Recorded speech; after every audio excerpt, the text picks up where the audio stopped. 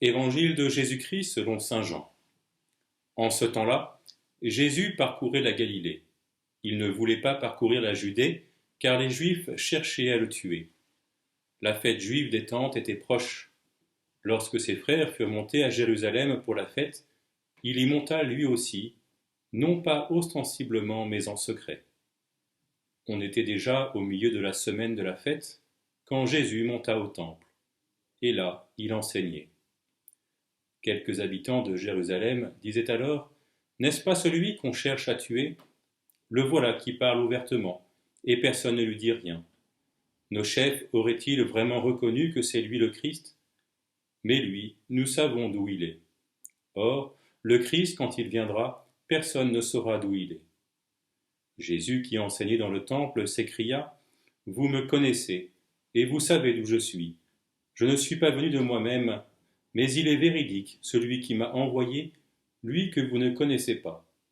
Moi je le connais, parce que je viens d'auprès de lui, et c'est lui qui m'a envoyé. » On cherchait à l'arrêter, mais personne ne mit la main sur lui, parce que son heure n'était pas encore venue.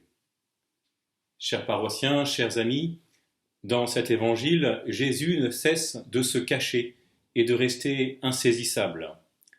Il monte à Jérusalem en secret, puis il parle ouvertement dans le temple de Jérusalem, et quand on cherche à l'arrêter, personne ne mit la main sur lui parce que son heure n'était pas encore venue.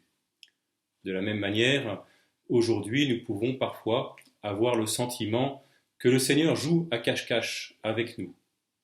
Or, nous préférerions qu'il se montre davantage, tout particulièrement en ce temps où l'humanité est durement éprouvée par l'épidémie du coronavirus. Nous préférerions qu'il fasse davantage sentir sa présence dans notre vie, tout particulièrement quand nous traversons des épreuves personnelles. Si le Seigneur paraît insaisissable, il y a cependant une certitude de foi: le Seigneur est toujours à l'œuvre pour sauver et relever l'humanité, toujours à l'œuvre pour faire jaillir un plus grand bien de tout mal qui peut surgir dans la vie de l'homme. Et rien ne l'arrête, jusqu'à ce que son heure soit venue. Son heure, c'est le moment opportun où il manifeste son amour au monde et sa victoire sur le mal. Son heure, c'est l'heure de la croix, dont nous ferons mémoire le vendredi saint dans exactement 2 semaines. Cette heure, Jésus la désire de tout son cœur. Comme il le dira dans l'Évangile selon saint Luc, « Je dois recevoir un baptême, et comme il m'en coûte d'attendre qu'il soit accompli. » C'est un grand réconfort pour nous, chers paroissiens, chers amis, pour nous chrétiens. Dieu peut nous paraître insaisissable, absent quand nous avons besoin de lui, silencieux, impuissant, tout particulièrement dans les circonstances actuelles. Mais cet évangile nous rappelle que rien n'arrête le projet de Dieu, ni les circonstances extérieures de notre vie, ni nos résistances intérieures.